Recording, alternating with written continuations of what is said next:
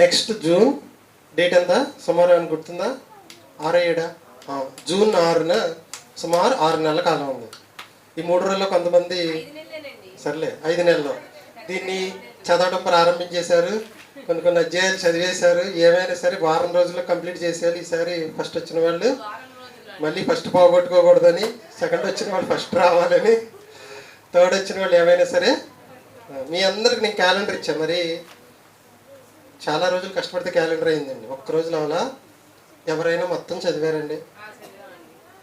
ఒక్కసారి చదవకపోతే ఇంటికి వెళ్ళి చదవండి. ప్రతి పేజీలో మీకు ఒక వివరణ ఉంటుంది. నెక్స్ట్ ఎగ్జామ్ ఎన్ని ప్రైజ్లోనే చెప్పగలరా? చదివిన వాళ్ళు మాత్రం చెప్పగలరు. 2026 ఫస్ట్ అండి. మనకున్న డబ్బుల్లో పెద్ద కాగితం మీద ఒకప్పుడు చెప్పండి 2000 నోట్ అండి. మనకు తెలిసినట్లు 2000 నోటు పెద్ద నోటు. బైబిల్లో ఫస్ట్ వచ్చిన వాళ్ళకి 2000 మాత్రమే సరిపెట్టేవాళ్ళం ఫస్ట్లో. తర్వాత మీ సహాయ సహకారాల వల్ల దాన్ని 5000 చేసాం. ఫస్ట్ ప్రైజ్ 5 చేసాం, సెకండ్ 3 చేసాం, థర్డ్ 2 చేసాం. 10,000 ఒకటి మొదలు పెట్టాం. కొన్నాళ్ళు ఇచ్చాం. ఈ సంవత్సరం నుంచి first prize 5,000, second prize 3,000, third prize 2,000, fourth prize 1000 రూపాయలు, ఫిఫ్త్ ప్రైజ్ 500. అంటే 5 ప్రైజ్లు ఇవ్వడం జరుగుతుంది.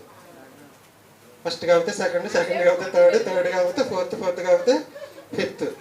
మీరు ఎన్ని చెప్పినా 150 అధ్యాయుల నుంచి రాయటం అంటే కష్టమని మీరు అనొచ్చు. నాకు తెలుసు. ఎందుకంటే అంత ఆషామాషికి మీకేమి నేను నేర్పించను. ఆల్రెడీ కొంతమంది నేను మెసేజ్ కూడా చేశాను. ఈ 150 కీర్తనలు నేను చదివేశాను. మీరు మొదటి కీర్తనలో నేను 2 ప్రశ్నలు ఇచ్చాను. మీరు మొదటి కీర్తన చదివేసి ఆ 2 ప్రశ్నలకి ఆన్సర్లు రాసేసి నోట్స్ పెట్టుకోండి.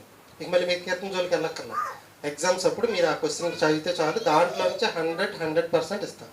ఒక్క క్వశ్చన్ కూడా దాటేమో నాది పూర్తి ఇస్తే దానికి మార్క్ ఇస్తాం. ఓకేనా? చెప్పింది మీకు అర్థమైందా?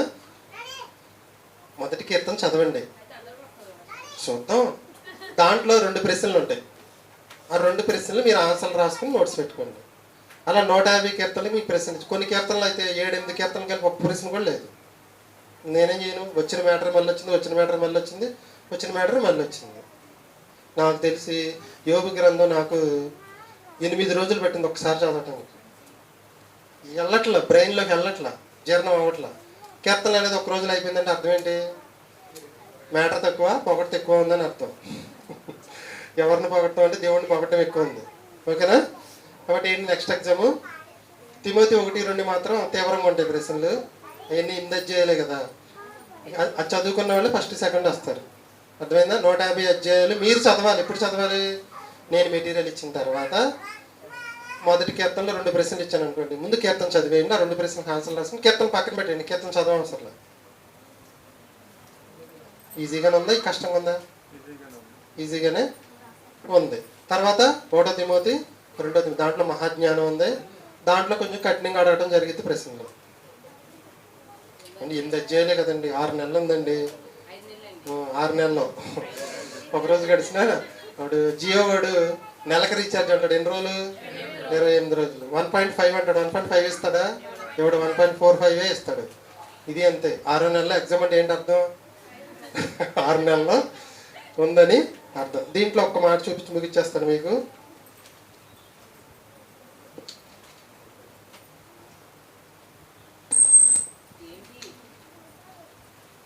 నూట 19వ కీర్తన 53వ వచనం అండి. 153వ కీర్తన 53వ వచనం. సారీ, 119వ కీర్తన 53వ వచనం.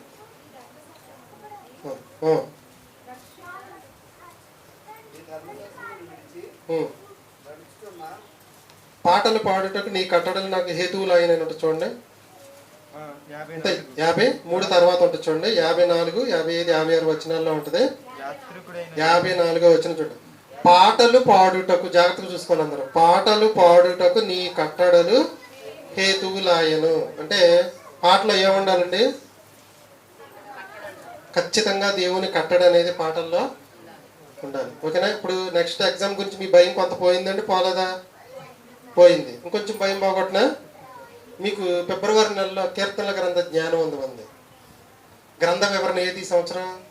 కీర్తనలు. కాబట్టి నేను మార్చిలో ఏప్రిల్లో చెప్తాను అన్నాను.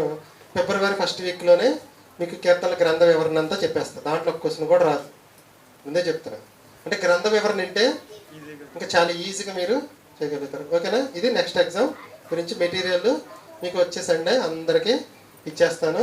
తర్వాత మనం బైబిల్ రీసెర్చ్ సెమినార్ ఉంది యూత్ది, అది అయిపోయిన తర్వాత ఫిబ్రవరి 1లో మీకు కీర్తన గ్రంథ జ్ఞానం అంతా చెప్పేస్తాను. చాలా ఈజీగా అర్థమవుతుంది. యోబు గ్రంథం కన్నా ఈజీగా ఉంటుంది కీర్తన గ్రంథం. మీరు చేయవలసిన పెద్ద పని ఏంటంటే తిమోతి పత్రికని ప్రతి వచనాన్ని నవలి మింగేసేయండి. నేను కొత్త నిబంధన ఎలా చదువుకునేవాడిని అంటే కొత్త నిబంధన మొక్కలు చేసేది. ఏంటంటే బైబిల్ మొక్కలు చేయటం అంటే పుస్తకాలు మొక్కలు చేయటం కాదు. రోమిలికి రాసిన పత్రిక ఒక పుస్తకం పిన్నులు కొట్టేసుకునేవాడిని. ఎన్నిసార్లు చదివానో తెలియదండి కొత్త నిబంధన. పాత నిబంధన మాత్రం చాలా తక్కువ సార్లు చదివాను. కొన్ని గ్రంథాలు అయితే ఒక్కొక్కసారే చదివాను. కొత్త నిబంధన అన్నిసార్లు చదవాలి మనం. ఓకేనా? మన మధ్యలో సర్వేశ్వరరావు గారు వచ్చి మొదటి పాఠం వివరిస్తాడు. అందరూ శ్రద్ధగా వినాలని కోరుకుంటున్నాను. హరిబాబు నువ్వు సాయంకాలం చెప్తావా?